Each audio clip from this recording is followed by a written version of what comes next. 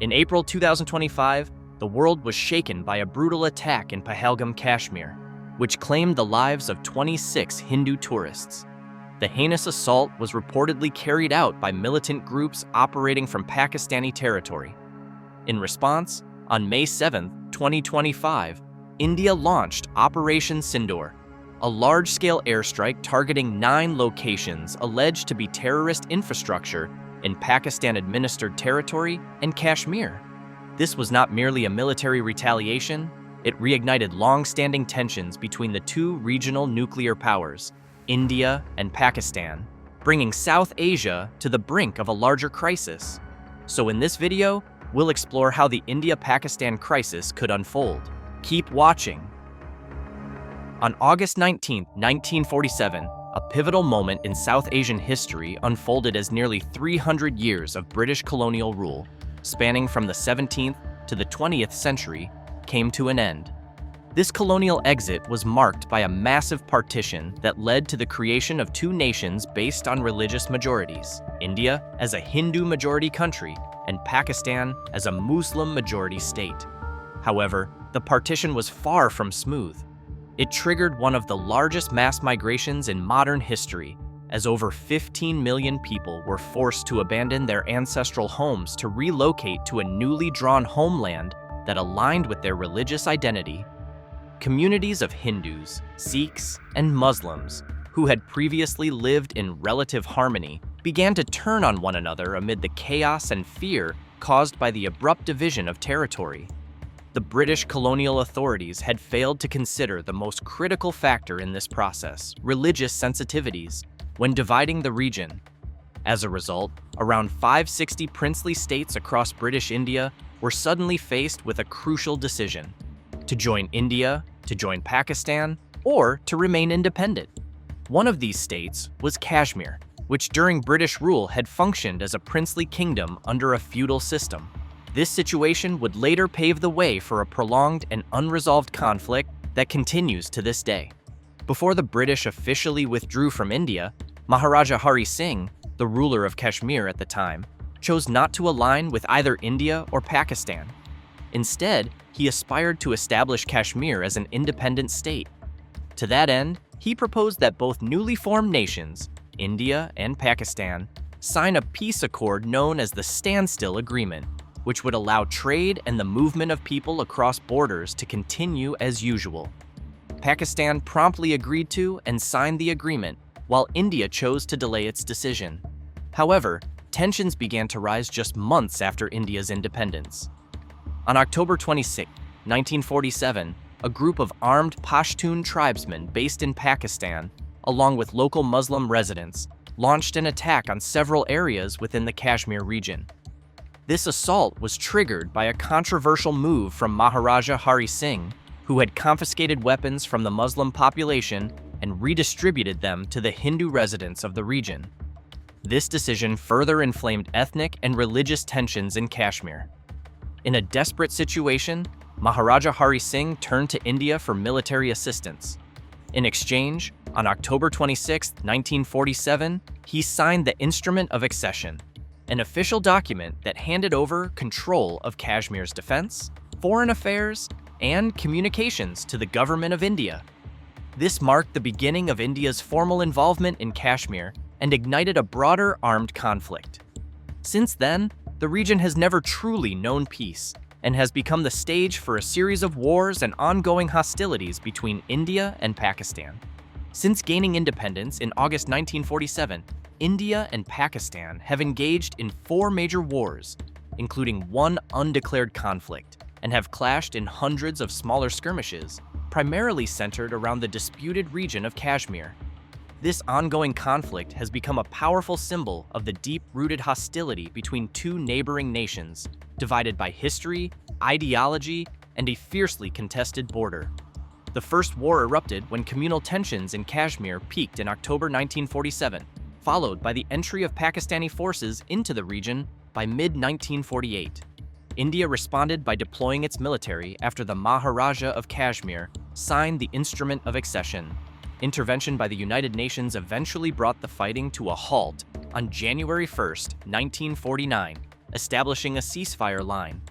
This resulted in Pakistan gaining control of about one-third of Kashmir, namely Azad Kashmir and Gilgit-Baltistan, while India retained control of the eastern region, Jammu and Kashmir and Ladakh. This line later became known as the Line of Control, which remains one of the world's most tense and dangerous borders. Both nations continue to accuse each other of illegally occupying territory. The Second War broke out in 1965, when Pakistan launched Operation Gibraltar by secretly sending its troops into Jammu and Kashmir, capitalizing on local unrest against Indian rule. In response, India launched a full-scale military offensive into western Pakistan. The conflict lasted 17 days, resulting in thousands of casualties and the largest tank battle since World War II. It ended in a ceasefire brokered by the Soviet Union and the United States, culminating in the Tashkent Declaration. Interestingly, both nations claimed victory, highlighting how deeply the Kashmir issue is embedded in their respective national narratives. The Third War broke out in 1971, though not over Kashmir, but due to political and ethnic tensions between West Pakistan and East Pakistan, what is now known as Bangladesh. The conflict began when the Bengali population rose up against the injustices of the central government in West Pakistan, which was followed by a brutal military crackdown in the eastern region. This led to a massive refugee crisis, with millions, primarily Hindu civilians, fleeing to India. India intervened directly, offering full support to the independence movement in East Pakistan.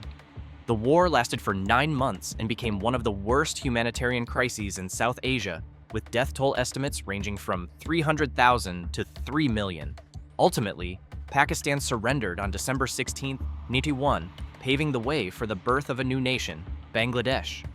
2 decades later, the Fourth War broke out in the Kargil district of Kashmir in May 1999. Pakistani troops reportedly infiltrated strategic mountain positions under Indian control, capturing several key posts. The incursion was believed to have been orchestrated by General Pervez Musharraf, without the prior knowledge of then Prime Minister Nawaz Sharif. During the intense high-altitude clashes, Pakistan shot down 2 Indian military aircraft. In this high-stakes conflict, 527 Indian soldiers and 453 Pakistani soldiers lost their lives. Following mounting international pressure, Pakistan was forced to withdraw its troops. On July 26, 1999, India declared victory after successfully recapturing all the territory that had been infiltrated. The aftermath of the conflict was profound. India significantly increased its military spending, and diplomatic relations between the two countries froze once again. Although more than 2 decades have passed since the end of the Kargil War, tensions between India and Pakistan have remained consistently high. In 2025, a dark chapter reopened in this long-standing conflict when a deadly armed attack shocked the world. On April 22, 2025, a brutal assault on a group of tourists in Pahalgam, a well-known tourist destination in Indian-controlled Kashmir, claimed 26 lives. Most of the victims were Hindu pilgrims. The attack sparked nationwide outrage in India and was seen as one of the deadliest incidents since the Pulwama attack in 2019. The militant group, the Resistance Front, TRF, believed to be affiliated with Lashkar-e-Taiba, a Pakistan-based organization, claimed responsibility for the attack. As a result, India swiftly accused Pakistan of orchestrating the assault behind the scenes. However, Pakistan denied any involvement and called for an independent investigation by an international body. Following the attack, diplomatic tensions between the two nations escalated rapidly. India responded by expelling Pakistani diplomats, suspending visa facilities, and closing its airspace to all Pakistani aircraft.